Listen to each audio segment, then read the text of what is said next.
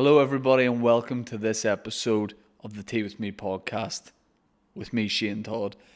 First things first, I've either done my back in or put my back out, depending on which of those you prefer. I think I've done my back in on this occasion. Yeah, I hurt myself today. Jesus Christ. There'll be a lot of these noises in the podcast today. Like that. I've done my back in. I was picking up the baby. I did it at a weird angle. And I've hurt myself. And can I be honest? I resent the child for it. I looked at him and said, why are you so heavy? I've done my back in. I've hurt myself. A lot of guys probably wouldn't have come down to do the podcast today. But we soldiered on. I say soldiered on. 35 seconds ago, I demanded that Mike plug my charger in for me because I couldn't bend down. But we're here. I'm hot because I've got a hot water bottle on my back and it's doing a good job, but also it's making me very warm in the face as well. I'm uncomfortable, but we're going to do the episode and we're going to have a nice time. It's a bit like, whenever your family took you on local holidays when the weather was so bad during the summer.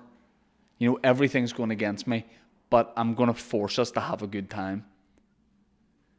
Mike had his vaccine today. I was going to say, can I say that? But why would you need that to be a secret? Yeah, I mean, they're pretty sketchy about like filming and photography at the SSC. It's like respect people's privacy, but it's the same with everywhere. But just outed me. Yeah, but do you think that's weird because you're thinking, well, who would need to hide that they were having it done? No, I'll tell the world. Like, yeah, what did you get? AstraZeneca. Pfizer, AstraZeneca, Oxford. Well, AstraZeneca. What do you mean? You got two different ones? No, the AstraZeneca is, the full title is Oxford AstraZeneca. Oh, I thought Oxford was a separate one. So did I. This is awkward. I think Dan's got a dodgy one. Oh no, Dan won't be here next week.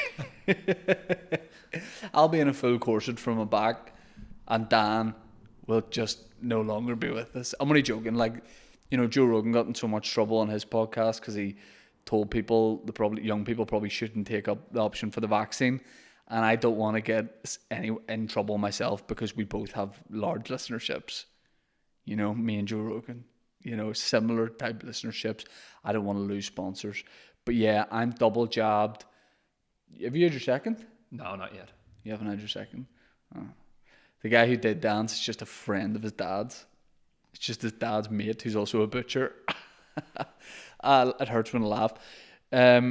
Look, we'll get cracking into this episode. It's a solo episode, but we got some sponsors, including a new sponsor. Oh, Praxis Care. Now, I like Praxis because Praxis sounds like, somebody that would be in, like, remember the film Triple X with Vin Diesel? Praxis sounds like would be his enemy. Praxis. Or he sounds like somebody who could be in the Avengers, but Praxis Care couldn't be different. Praxis Care has quietly become the largest charity in Northern Ireland, and I like the way they're going about that as well. They're not going around being like, oh, we're becoming the big. They're quietly going about it with a bit of respect. They provide health and social care services. Been doing it for 40 years, man and boy. They didn't just wake up and decide that we're going to do this. And guys, make no mistake when I tell you they're actively recruiting in the Ards area, and that is the difference between me and Joe Rogan. Because Joe Rogan does worldwide, nationwide marketing appeals. We're talking specifically in the Ards area. You don't have to be from Ards, but they're actively recruiting in the Ards area. Actively. You know what I mean? They're not being lazy about it. They're not, maybe they're saying, listen, we're recruiting people in Ards. They're growing on the island of Ireland, England, and the Isle of Man, supporting individuals with mental ill health, learning disabilities, dementia, autism, and they need staff to support their expanding services. Many of the roles don't require any experience in this field. A lot of their staff are former hospitality, building, retail, security employees looking for a change. Look, we all like a change. My back was fine and my life was good, and then I hurt my back, and now I despise my life. I could make a lot of rash decisions in the form that I'm feeling right now, But one decision I would make is anyone who is looking for a job in the Ards area, I'd say go to Praxis Care. They've got compensation and benefits. There are part-time, full-time roles available. And if you're a caring person looking for a fulfilling and stable career, you should check them out at praxiscare.org. praxiscare.org. Thanks very much to Praxis, who are coming on board as a new sponsor. We love that. But we can't neglect our other sponsor, which is Manscaped. Manscaped.com. Listen, me, Dan, and Mike may have had 3 very different vaccines. You know, I've got the one that, you know, will be good. Mike's one, you know, okay. And Dan is at more risk now than he was. I'm only joking. I'm saying that like I'm going to get in trouble for it, like as if the Belfast Telegraph are going to be like, Todd's, you know, he's not sure about the Oxford vaccine. I don't know what any of them are. I just know that I got to get a day out to go and get it. But manscaped.com, although we have different vaccines, we have one thing in common. Me and these 2 guys I'm looking at right now, and they're showing me what we have in common, and that is their pubic area. We have 3 well-maintained, landscaped pubic regions, and that's because we use Manscaped products. Manscaped.com, you can see it behind me. I normally get it and show you, but I've hurt my back. I don't know if I mentioned it, but they do everything that your balls need. If you're not thinking about your balls, we are. You know, and we want you to look good, especially coming into the good weather, the summer. You know, during the winter, some people do like to keep an extra layer on. I can't hate on that. But Manscaped, by the way, my dad said to me a couple of days ago, he goes, do you actually do the ball shaving? And I said, yes. Do you want to see? And he's like, no. But yeah, he couldn't believe it. I said, yeah, it's more of a modern thing. And I said, what do you... I shouldn't say it. I said, what do you use, like, use scissors or something? And my dad was like, no. So if you want your dad to be a little bit more trim in that area, go to manscaped.com, use our code TEAWithME for 20% off and free shipping. What I recommend is you get yourself a bundle with the Lawnmower 3.0, which is obviously better than 2.0, the 1.0 and the 0. You get that. It's got a light on it. You can use it in the shower. You can do whatever you want with it. You can just drive around, show people it. But they've got ball deodorant, ball wipes, ball toner. I mean, just sort your dad out, sort yourself out. Manscaped.com, use code TEAWithME for 20% off and free shipping. There we go. Let's get into the podcast, guys. There's nothing worse than hurting your back. Your neck is worse, but putting your back out is one of the most frustrating things. Like, I was so worried that my son wouldn't respect me as much because, first of all, I made like a noise when I did it. I went, oh, daddy's hurt. You know, I mean, and I started crying. I said, oh, daddy's hurt himself.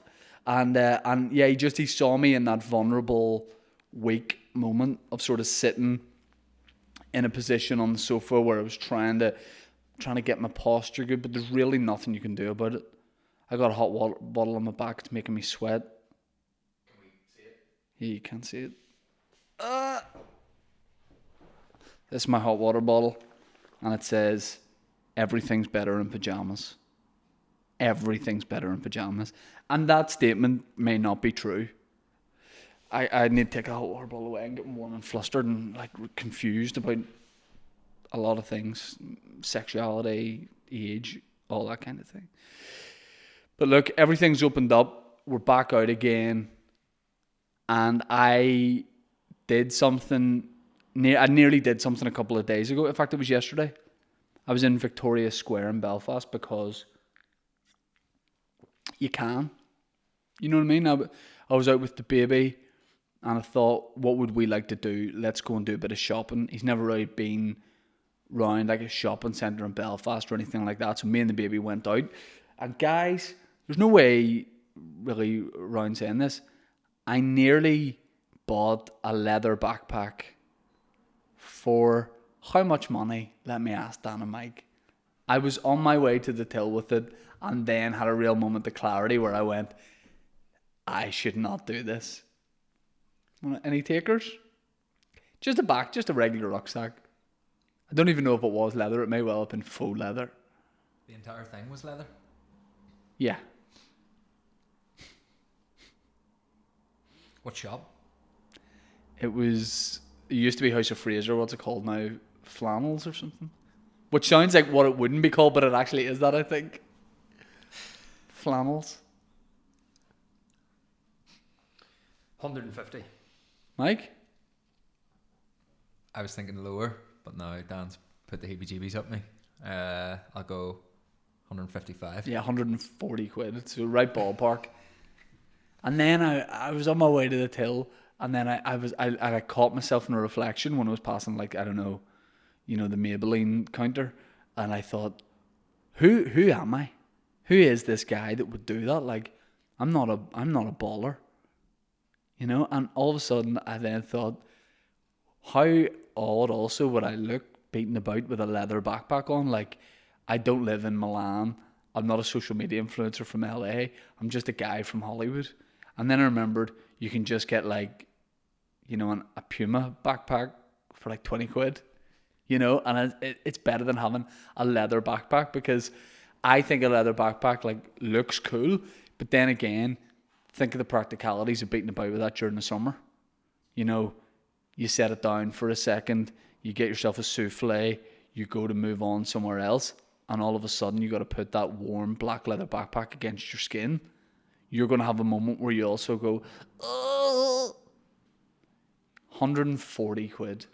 If you spend something like that amount of money on an item, do you use it all the time? So like, would it never be off your back? I've never spent £140 on an item before. Well, not like a clothing type thing.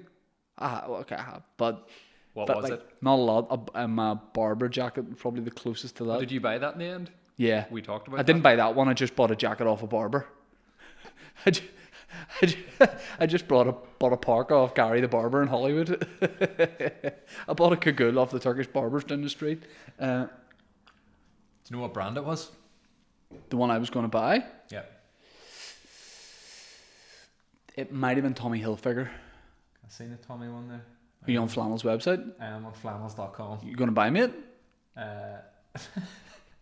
New patrons. I just thought about the other things you could buy with that, and then I thought, why? Like, that's not a sensible purchase, and I think you should definitely do like treat yourself purchases, but a rucksack, like a bag. It's on offer now, 85 quid. Bargain. Put it in my basket. I've hurt my back. I deserve this. Silence of the Lambs. That's what I said when I. That's what I said when I hurt my back to my son this morning. Oh, Daddy, I need a backpack. Yeah, no, seriously, buy me that as a gift for friendship. It'll make me feel better. I don't know. I think being back out and like going around shops and stuff, I'd be way more liable to buy silly things and do things. But that's stupid logic, because you've obviously all saved so much money in the last year, from not going out and having meals or whatever, that almost the excitement of doing it again nearly cancels out the year of saving. Like, I nearly blew out a year of not buying lunches by just having like a leather backpack on. Then definitely if I had a leather backpack in Northern Ireland, you'd be known as the guy with the leather backpack. Like, it's not a common, like, if you travel, you can definitely have that. But then it would just be a very odd look. Then if I like leather backpacks, who's to say I don't buy myself, a pair of leather socks, and then next thing I'm head to toe zipped up. PVC. Mike, buy me a PVC backpack. That's like a time in London I was on the tube and saw a guy in a PVC see-through jacket, and he was wearing a t-shirt underneath, and it was like you could just see the t-shirt, and it was a PVC jacket. I mean, genuinely, if I passed one of Flannels, I'd have bought it. I just feel like in the mood to buy weird purchases, and I think a lot of it is because my circumcision's coming up. I mean, hopefully it won't be that, it's just a side effect, but yeah, I mean, people heard me talking about this on the podcast a while ago, that I was getting a circumcision, and I really built it up and I talked a lot about it, and then I started getting genuine messages from people being like, good luck mate and stuff, and hope your recovery's gone well. I don't know if I told this story, but basically there's an isolation period before the circumcision, and I didn't really know that. So I get to the place where I'm getting the circumcision, and they take me. You're wearing a mask, and obviously, obviously mine's PVC. I wear a full face mask, and I get in to the, it's private hospital, right? And you go in. Otherwise, by the way, I'd be waiting, just to justify that, I'd be waiting apparently like 3-4 years if I didn't. And there is no operation that you can really wait 3 or 4 years for. You know what I mean? Like, waiting lists are so bad, but like, why are they doing that? They're like, listen, you need a hernia done, you need a hernia operation, come back in 2037 and we'll sort you out. So I just basically said, like, I need this taken care of. So yeah, I go to my circumcision, got a COVID test the day before, fine. Get there, robe up. They gave me a robe and they were like, will you put this on? I said, yes, I'm in my robe. Then a nice lady came around and said, we're doing dinner in about half an hour, so we could bring your food when you're up getting your procedure, then you can eat it after. She said, do you have any dietary requirements? And I said, sit down for 45 minutes while I explain to you what my dietary requirements are. And she said, okay. And then eventually she's like, I'll do a vegetable soup, some gluten-free bread, and a tea. And I said, brilliant. And then the nurse came in and went, can I just clarify how many days you've been isolating for? And I said, well, I haven't. And she went, right, you're supposed to isolate for 7 days. I said, I didn't know that, and it's not on any of my forms or sheets that I was given. And she said, okay, I'm so sorry about that. And then she left the room to get the consultant, and I realised that, people go, it's there in black and white. It was there in black and white and red, to make it stand out more. But I just didn't realise. So they were like, you're going to have to go home and come back another time. In the meantime, my vegetable soup and tea arrived, and I was still in the robe. So I just sat down in my robe and had my vegetable soup and tea. And I really took my time with it because I was like, well, I've taken the evening off. I've got nowhere else to be. And after about 20 minutes, I should have got changed out of the robe, right, and put my normal clothes on. But I was like, well, I don't think they'll be needing this room for another couple of hours. So I just stayed in the robe. I'm texting people about the procedure, and I was just having my vegetable soup. And then a different nurse came in and went, oh, are you back from theatre already? And I said, I'm not getting anything done. I just continued to eat my soup. And she went, what? And I said, yeah. What I should have said was, I didn't know about the isolation thing, so I'm going to go home. But I'm just out of politeness, I'm going to finish my soup. But I just stayed steadfast and kept it in my gluten-free bread and going, I'm not getting anything done today. So to the untrained eye, people are like, how much of a baller is local comedian Shane Todd that he's booking himself in for very expensive surgeries just for the soup? I was robed up to just eat the vegetable soup. Are you getting you're getting circumcised? Is that right? Nope, not today. Not today. So then I just had to go home after like half an hour. So basically, what I'm saying is, next week I'm getting circumcised, and it's become a big thing. Like, people come up and ask me about it all the time. People, I got circumcised, mate. It's not too bad. I've got a friend called Steve who's been circumcised because of his religion, and he sent me a text and said, I heard you're getting circumcised, and we were chatting about it, and I said, will you guys welcome me into the club after this? And he goes, yeah, you can be an honorary member. So Mazel Tov, I'm in. I actually didn't not know that you're not Jewish after you get circumcised. By default, I thought that would just be a thing, but apparently it's not. So I'm getting it done. And I kind of feel bad for my foreskin because I think in a way it had psyched itself up to be removed. And now it's like a stay of execution, but it can't be comfortable because it must know that the circumcision's coming up. And we are definitely open for things to do with the foreskin once it has been removed. So if you have like a local youth group or charity or whatever, and you guys want to maybe auction that off for a minibus or whatever you're trying to do, I shouldn't have said youth charity, okay? And I'm trying. Yes, I'm trying to give pieces of my penis away. And should not say youth charity. If you look after elderly people, and you think that we could raffle this off and make, 10, 12 grand, I will buy a rucksack with that, and then we give the remainder of the money to your group, and you can buy fucking, blankets or minibus or whatever you need. Or alternatively, if you're just a collector, and you just want to add one to your collection, I'm fine with that. And there will be people who go, "Oh, your force, it won't take long to that's the problem. It is at the minute, it is an enlarged fort, and not to a weird like genuinely. If I was in a sauna nude, right, like a Turkish sauna, naked, and you came in, you would not think, and you had a glance, which you're gonna, you're gonna do.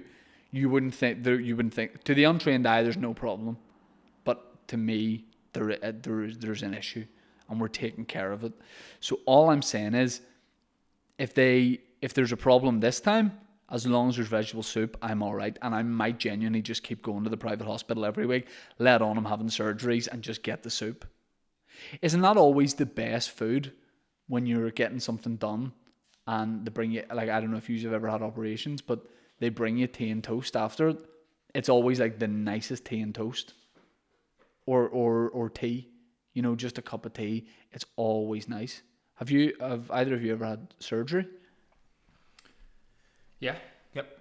I dislocated my shoulder, so I had that. How'd you dislocate your shoulder? Playing football. Which you would typically play with your feet. Okay, and you got your shoulder popped back into place? Yeah, popped back into place at the time, but then I had to go and get the rotator cuff. Did they put you under for that? Yeah. Nerd. Mike? Got my tonsils out, so the tea and toast wasn't really that pleasant. Yeah, yeah. I mean, your tonsils. Little shards of crusty bread. Jelly and ice cream, isn't it? One down my throat. Yeah. Oh, yeah? No, it was fine. They do actually encourage you to eat, like, normal stuff. Yeah, normal stuff. Here's one. I got my adenoids taken out whenever I was about 14, and it made no difference to my life. Where are they? They're in your nose, and I was having problems breathing through my nose, and then they took my adenoids out, and I felt no different after it. So I don't know. That's like my appendix. Like, I got my appendix taken out because they thought that's what my Crohn's was. That my appendix were going to burst, and then they removed them. And then a couple of weeks later, we're like, "Yeah, you have Crohn's. We didn't need to remove your appendix." I was like, "Oh, why'd you do it though?" Annoying to get your appendix taken out when you don't need them.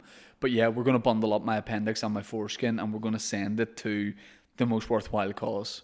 Whatever people need, we'll do it. Or even if, I'm trying to think what other uses you could have for it.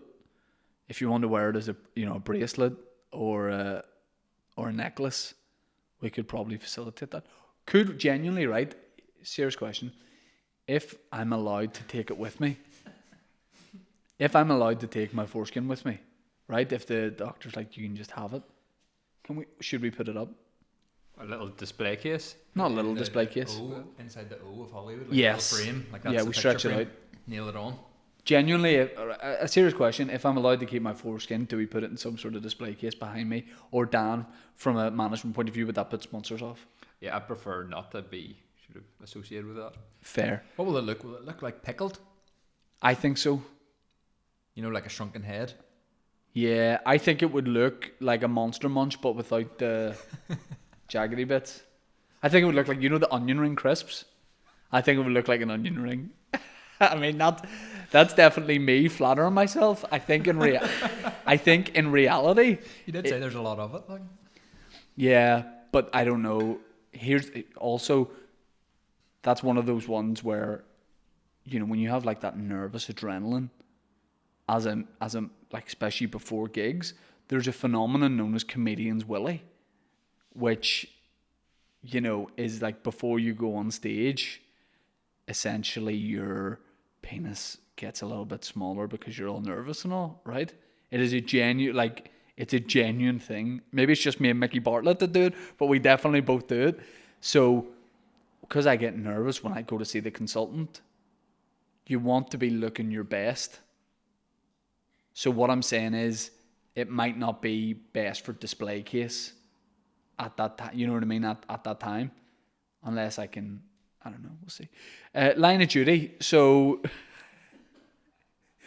Line of Duty finale, people giving off, saying it was the worst TV ending of all time. It was the worst way to end the series. And it's either two things. It's either we as viewers are totally spoiled and just demand things our own way, and when it doesn't play out the way we want to, we just give off. It's either that or it genuinely was shit. It's one of those things. My opinion on the end of Line of Duty has changed over time, weirdly. Where at the time, here's the thing. All season finales of TV shows now are like trailers for the next series. They just, all they're there to do is set up the next series. And I don't know if that's because nowadays you sign up to like a 6-series deal, so of course you got to tease out the next series. Was it back in the day you weren't sure about getting a new series, even the big shows, so they did something that would like give you like a, oh yes, where it feels like all these are like, it's like going for a circumcision but not being able to get it. You know, you're there, you got the robe on, you're chugging your vegetable soup, and they're like, sorry, you're gonna have to come back another time. It is literally a cock tease. I hated the ending at the time because I thought you're going to find out who the fourth man is, who H is. But then, of course, that wasn't going to happen. So then I was disappointed. And then, about 3-4 days later, I thought about the ending. And by the way, Adrian Dunbar's acting at the end of that was 10 out of 10. But that scene where he walks back and like reports himself for misconduct, it was only a couple of days later where I went, oh, that is the best ending, because that is someone who did the right thing. You know, it was like a real personal, like emotional conflict for him, and he stood over what he's all about, and that got me a couple of days later. So I actually think the ending was good. And also, things can't just end the way you want them. TV series, TV shows, it's not like that. Like, sorry, but like the ending it was a cruel ending, because they basically say at the end of it, you know, like police wrongdoing and stuff, is that corruption is at its worst ever. Sometimes that's a way. Like, did people genuinely think they were gonna go, look, Jimmy Nesbitt is the fourth man, and then Jimmy Nesbitt was going to pop up and go, yeah, card from him on the jackal, you know, like he did at the boxing match at Manchester? It was never going to happen like that. So the more I thought about it, the more I went, I like the ending, because it's about people standing over their convictions and doing the right thing. And I've got theories on it. I don't, because they said it's that guy Buckles, right? And it isn't it isn't him. There's no way it can be him. So I, with hindsight, enjoyed the ending. Now, is it a little bit bittersweet for me, because do I love Line of Duty, and did I audition for Line of Duty? Yes. And did they phone up an age? Do you not know this? Which part? Kate Fleming. No, I love Line of Duty, right? About 2 years ago, I got a phone call from my agent who said, do you want to audition for Line of Duty? I said, yes, 100%, I would love to. I got sent my slides, so like my script, and you film yourself and then you send it off to them. And I got my friend, who I think is like the best actor in Ireland, Martin McCann, to sit down with me and almost coach me through it, because it was a Birmingham accent, right? It wasn't like a big role. It was like a one-off role. It was playing a policewoman's husband. Do you remember there was a character, and I can't even remember her name, but she like got into bother and was injured, and the organised crime gang were trying to kill her, and she had police outside her door. I think it was like 2 series ago. Anyway, I was playing her husband. So Marty coaches me through the script. I get the accent like bang on, like the Birmingham accent, and we film it, send it off, and for the first time I feel good about an audition. I go, I have a good chance of getting this. Like, that was bang on. Get a phone call 3 days later. I'm walking through Hollywood High Street. I'm outside Cafe Nero, about to do the Boytown podcast with Dave. My agent phoned me and goes, Line of Duty, you've got it. I said, oh my God. He goes, yep, you're in the show. I said, thanks so much. I hang up. Dave was in Cafe Nero at the time ordering. I walked in. I said, mate, I've got the part. I'm going to be in line of duty. Dave goes, that's brilliant news. Give me a hug. I landed like the first audition that I go for. We have a nice embrace.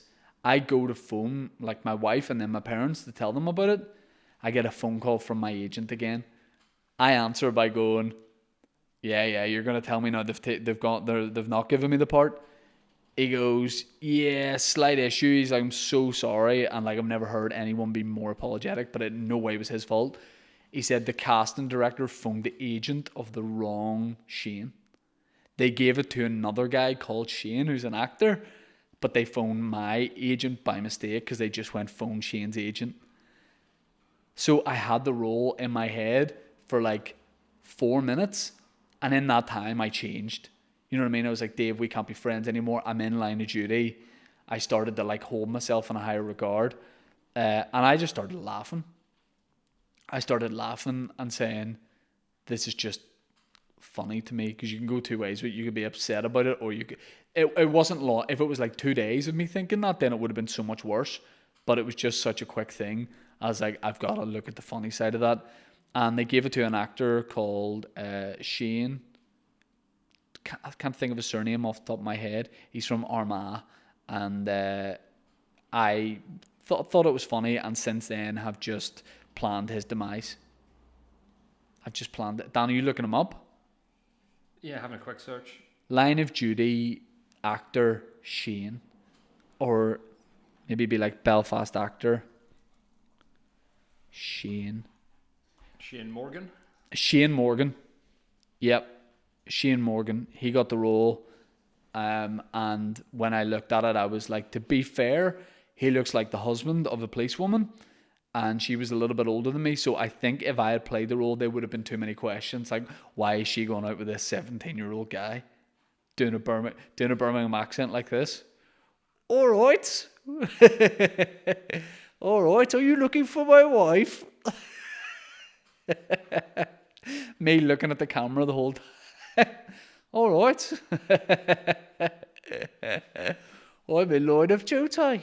Yeah, but I didn't get the role. He got it. He can go fuck himself. And the producers, everybody, is now my sworn enemy. No, I didn't care at all, but I cared.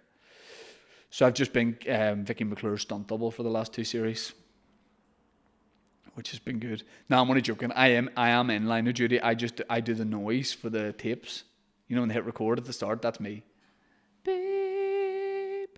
Mike, did you film line of duty? You work on it? Did a camera trainee for a week this season. Did you see stuff that would have been spoiler? Yeah. Do you know what I'll say about you? Mm-hmm. About your character as a person? Please. You didn't divulge any of that. No. To me. No. And for that reason, get out. Get out right now.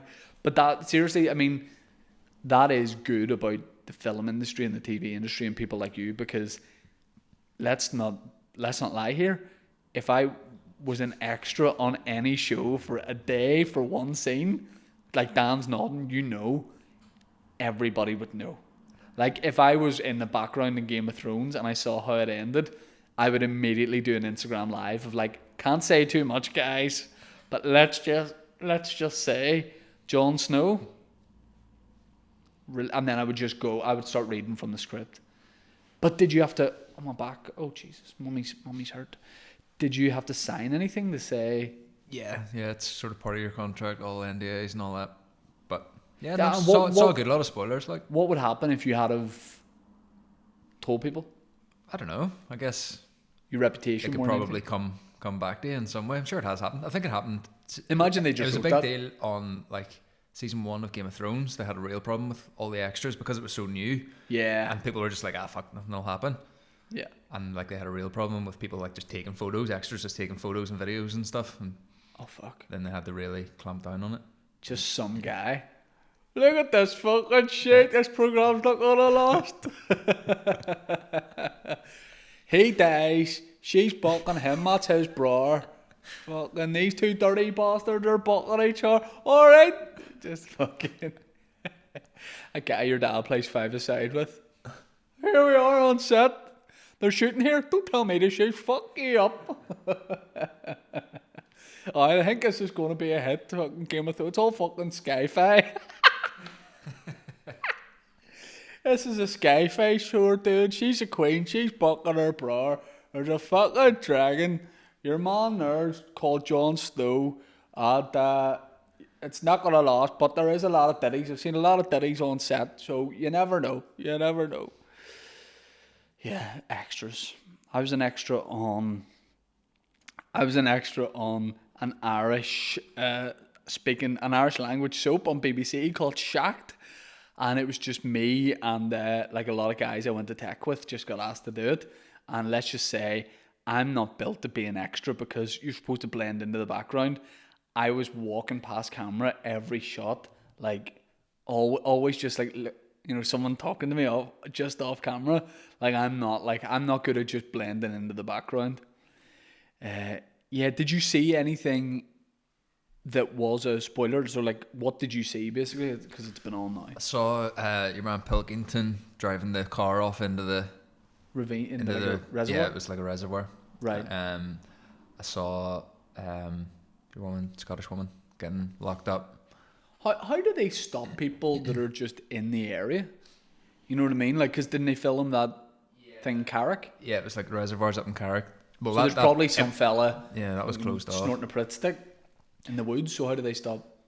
Yeah, no, there were just people. Like, it's a public area, so there were people just walking by, but not many. Like, it was the middle of the night. Folks, here we are. We're doing line of duty here.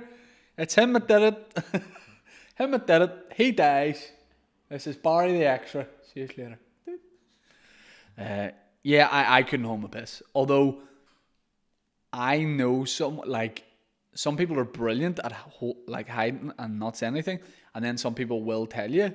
And we have a friend who who was on a very, very big show for a very long time, and he would have told me more if I had let him. But I was always like, please don't tell me, because he's like, you're not going to say it to anyone. You're in the industry. I was like, hey, I'm not really in the industry, and also I will tell everybody I know. But he would have told me stuff. I couldn't walk around with that. If I have a plan, you can say it. No, I can't. Yeah. Look, I can't say too much, but let's just say when we're leaving this studio, hold that door. I think we talked about it actually on the episode with him. It was Christian Nairn who played Hodor in Game of Thrones. We would meet for regular lunches, and I hope we can again, in Union Street in Belfast. And he would go, do you want to hear something? And I would say, please don't, because I will just phone the National Enquirer. But I can't. Like, if I've organised a surprise for someone, I'll tell them what it is before it gets to the time for the surprise, just because I want to see their reaction to it. But yeah, I was an extra on an Irish language thing called Shacked, and I was just so bad at being in the background, because they say have a conversation but don't speak out loud. Look like you're in a bar, and there's always like 6 tables of 2 people, but you're talking but you're not making any noise. So you're like blah blah blah. And if I was doing that, I would like to have like a laugh with it. I'd be saying like horrific. I'd be like, so have you read Mein Kampf and all? What do you think? Do you think he was a fucking bad guy? I would do that to a stranger just to fucking fuck with them, put them off. But you get people that do extra work that are so good at it that they don't care. They can just sit and go, and blah, blah, and blah, blah, blah. And I can't hack that. I'm like, stop being weird. And I'm there going, yeah, so I don't know what do they do with the circumcised penis? Like, what do they do with the top bit? Like, do you think I'll get to keep it, or what do you think they do? Do you think they burn them, or do you think they just put them on the end of a long string? Do you think the doctor puts them on a long string and then he can just flick through them like a filing cabinet, or how do you think that works? Shacked. I've been an extra on a couple of things. I was an extra on Dave Allen at Peace, it's called, with Aidan Gillen. So yeah. I was that person in the background. I had a file. I was just standing in like a corridor having to do that fake chat, like on 3 takes. Why were you filming? Were you shooting on it, and then they said jump in? No, I just applied to be an extra just to get on set at the time. Did you? Mm-hmm. And then you try and like get into the camera department. Yeah, you just want to I see. knew a lot of people that were working on it as well, so I had to chat with them. Like, but I was just doing it for the crack. Yeah, I probably couldn't be an extra anymore. My profile. You genuinely couldn't, because like not that many people would know you, but the one or two that did, it would spoil it if you were watching Line of Duty and you're like, oh, why is McGoldrick? why does McGoldrick do typing in the courtroom? You know, just me there looking at the camera the whole time. You do yourself. Getting in McGoldrick stuff. Oh, I love it. Yeah, but it wasn't meant to be. It wasn't meant to be me being Line of Duty, but let's just say, keep your eyes peeled on the next series. You might recognise someone who might or might not be H. Imagine if I was. So many people will be annoyed. Look, we're going to do a couple of things here now, but I just want to say we got a really nice email from through Patreon or just through email? Through email. Just through email from a young man called Tim. And Tim, that's a really nice message you sent. Feeling the love, I'm giving it back.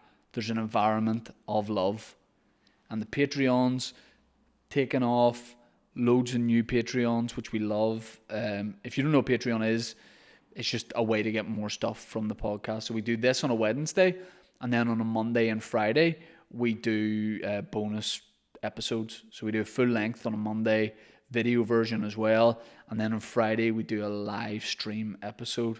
You can ask questions, you can do all that, but then you can watch it back at any time from the same link.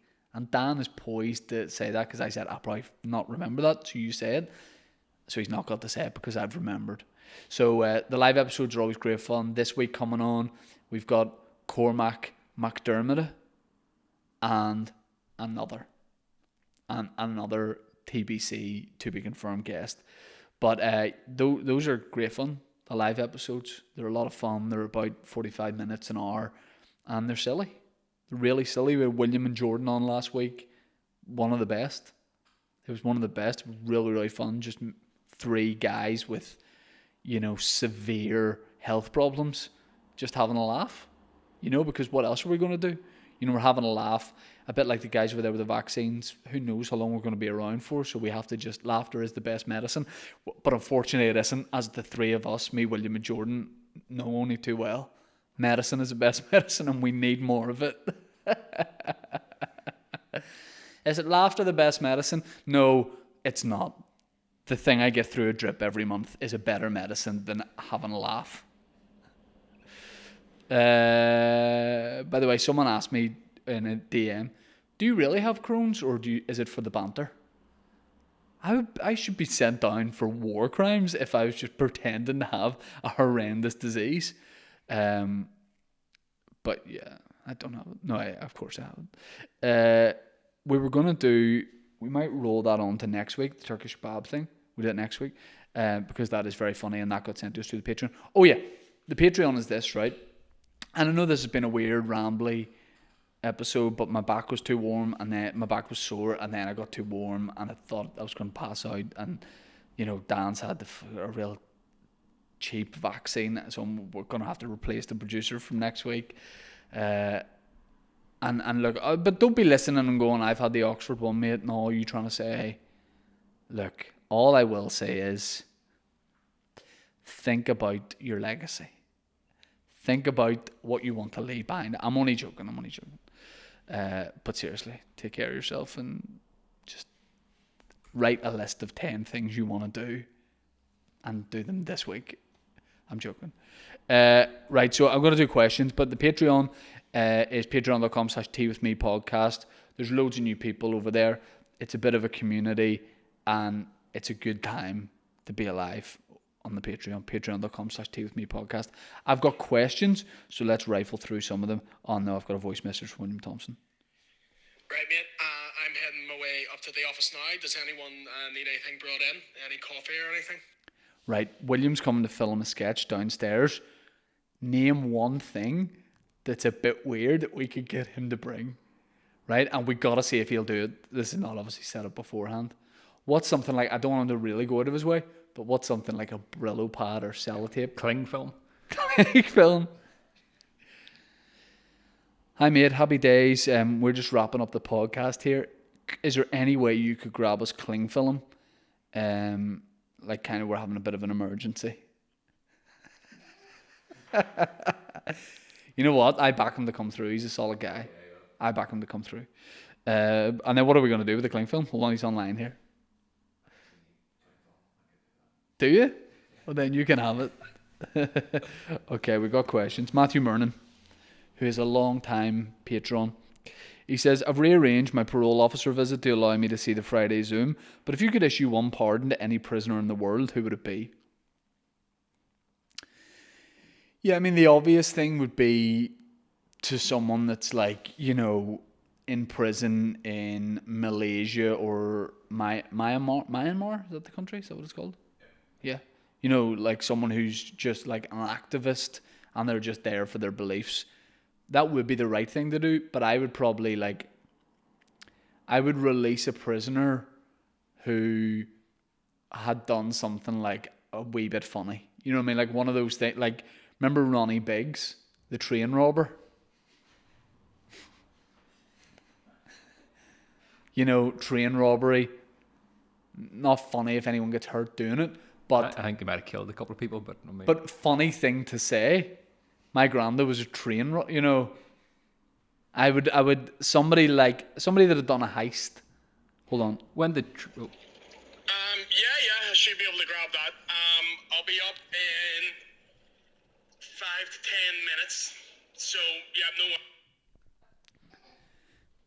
Cheers, mate. If there's no cling film, you know, like kitchen foil, like tin foil would be brilliant, mate. It's Mikey's. He needs it.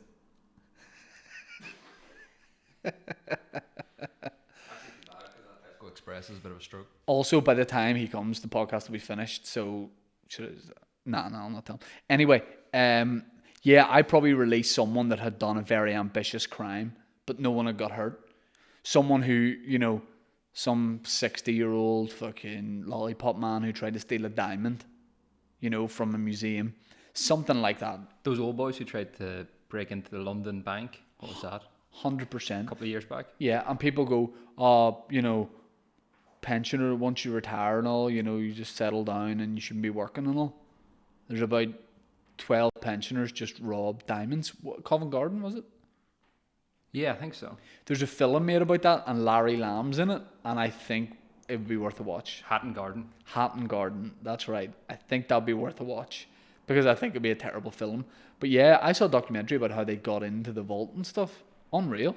I think it's great for older people to have like goals in life, so why not? Exactly. Like, what else would they be doing? Playing bowls? Jerry, do you fancy a game of bowls on Saturday?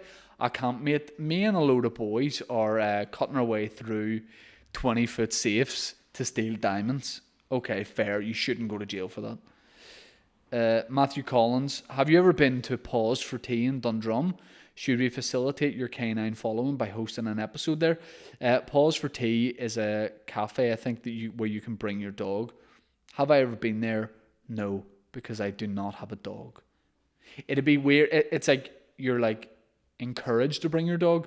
So I think it'd be weird to go there without a dog, if that makes sense. I only think it would make sense to go there with a dog, even though that's not a rule that you have to bring a dog.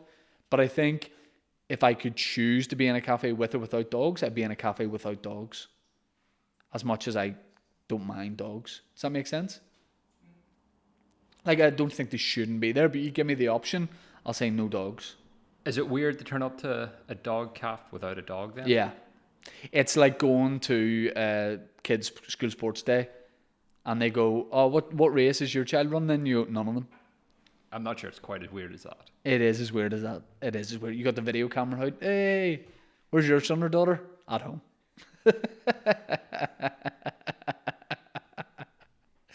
Where's your son or daughter? Working. They're 37. Now move. I want to get a shot here. Should we facilitate my canine following by hosting an episode there? No, as well. That's going to be a night. Dan and Michael hate that for sound and stuff. You know, you have dogs running about and that sort of thing. It's fine. You're not a dog guy, right? Oh, your mum has a I dog. like dogs. Danny, you a dog guy? Yeah, some of them are okay. What do you like? I can see you as a guy who likes big dogs. You don't like wee dogs. No, I don't mind small dogs. I just don't like ones that bark all the time. Did you have family dogs? My parents have one now, but they didn't when I was growing up. We didn't have any. Did they sort of get rid of you and then bring the dog in? Yeah, they couldn't have both of us in the house at the same time. Who do you think that? Yeah, pissing over everything, eating out of a wee metal bowl on the floor, hump another dog. No, sorry, that's so bad. But what's the dog called now? And do your parents love it more? She's called Luna. Luna? Yeah. Who do your parents love more? Definitely the dog. Luna. Mike, do you have a dog growing up?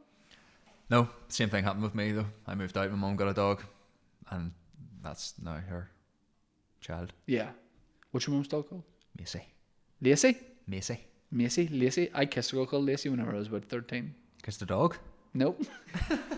Nope. No. William Palmer, it was in an abandoned warehouse, true story. An abandoned bathroom showroom in East Belfast. Romantic. Very. Candles lit. It was beautiful. William Palmer says, what's the one cheeky comment on a video or post that's hurt you the most? They all hurt. They all make, genuinely, I will break down into tears at all of them. What's one that hurt? Probably at the start, when I started putting videos out, you don't understand why people would leave a negative comment. You know, it's a bit like the end of Line of Duty. You're like, why didn't it end? It should all end a nice way. Someone just gets stabbed. Someone just go, ow, really loud. Yeah. Look, basically, I don't know. Oh yeah, the world isn't a fairy tale. If you put funny stuff, I've said it before, I'll say it again. If you put stuff out that you're like, I think this is funny, here's comedy content. Of course, some people will not find it funny, but I do think it is weird if they leave a comment that isn't funny in itself. And like, so I had a guy, right? And by the way, the thing I get I don't get too much hate at all, but the thing that I get most on is when I put up lookalike pictures of myself. Like, for some reason, people like will write under the comment like that they, oh right, okay. So I put one up, and it was a football hooligan at Old Trafford, and the guy looks like me, and to be fair, he's at a riot and he's got a bottle of rosé, so kindred spirits. And I put that up. I said, it's hard to argue that it isn't me. I support Man United and would absolutely bring a bottle of rosé to a riot. Now, there's nothing in there that I've put that is me sort of like trying to be very funny. You know what I mean? And someone wrote, ha ha ha, outstanding. And then this guy under it writes, and by the way, they always like very much support one of two football teams, these guys. He wrote, no, it's not. That's fucking shit, actually. But like, it's not shit of me to put up a picture of somebody who looks like me and just, that's it. I mean, it is shit when I frame it like that, but I just find it so weird because this guy, oh no. I've seen a photo of this guy. I'm going to send it to Dan and Mike. We're obviously not going to put it up. But just bear in mind that sometimes when I go and look at pictures of this people, I get ready to like clap back. And then I go, no, but look at this person. So look at this guy. Know what I mean? Oh, okay, yeah. So when you look at these people, then you go, okay, there's more going on there. There's issues here. But I kind of like, I used to I probably never took it thick because I've always done stand-up and like started doing stand-up when I was 18. So when you have like a live experience of a heckler, it's obviously a million times worse than a written comment on social media. So it's never affected me. But what I have started doing more than I'm like a bit older and a dad is just blocking people because I just don't need it. You know, like there's people who clearly like you see the same people sometimes always commenting, and you know that they just want the reaction so they can send it to their WhatsApp group or anything. Like there was a guy, oh my god, he's like 60. They're all like really old as well. They're like grandfathers, and there's like a guy, and I put something back to him, and It was so good. The reply got more likes than the thing I'd originally put up, and then the next time I put something up, he tried to be funny again, and I just blocked him because I was like, "You've tried it. I've mugged you off, and you can't just keep doing it." But it's always grandfathers. But the one that I found was just a guy who wrote, "Not funny, NT funny, not funny." He was so annoyed he didn't have time for the O. I find stuff like that very, very weird. It's just like imagine these guys are like 55, and imagine that's like your granda. Oh, do you call around to the house? Where's granda? He'll be down 2 seconds. He's upstairs replying to a video that a guy's put up saying not funny. I find it very, very weird. Paul's Taxis Rathfriland, which is his real name, says, "Will Ulster always say no?" There's probably more to that I don't have the time or the knowledge to get into. The Burpees and Banter podcast says, "What's the maddest thing you've seen in beer gardens this weekend?" I have not been in beer gardens this weekend. I will not be in beer gardens next weekend or maybe ever again. I've retired from socialising. I would go to a beer garden if you could guarantee me a load of stuff. There'd be so many caveats. Will I have a seat? Will it be dry? Will the music be like decent but like not too loud? Will the seating be comfortable? Will they have the specific ciders that I like? And by the time we've answered all those questions, it's not worth it. So I don't really go out. But I do like watching videos, the viral videos of like mad things that happened in beer gardens, but I'm watching from my own sofa with a hot water bottle on my back. Piers Toner says, would love to get your views on which version of Uptown Girl is better, Billy Joel or Westlife? Cheers, man. Love the podcast. Love that question. I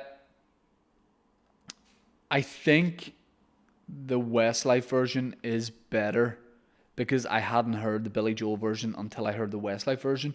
Usually, if I'm aware of the cover first, I'll always think the cover is better, but then you hear the new version and go, that's class, and when you hear the cover, it just sounds old. So I think probably Westlife's better, but I don't hate the Billy Joel version. Josh sends me a video and says, I don't know if you've seen this. 1 second. Matthew, Cafe Fish or Boojum? I find my Friday takeout choice the toughest decision of the week. Cafe Fish is just so greasy and good, but Boojum can't really hit the spot. Any input welcome. Cafe Fish is really good. I've only been there like once or twice. You've been? They've got a sit-in on one side of the road, Lisburn Road, takeaway on the other, I think. Mike, you been? No. Really good. Like, fish suppers are class. Or Boojum. Boojum's good too. I don't know.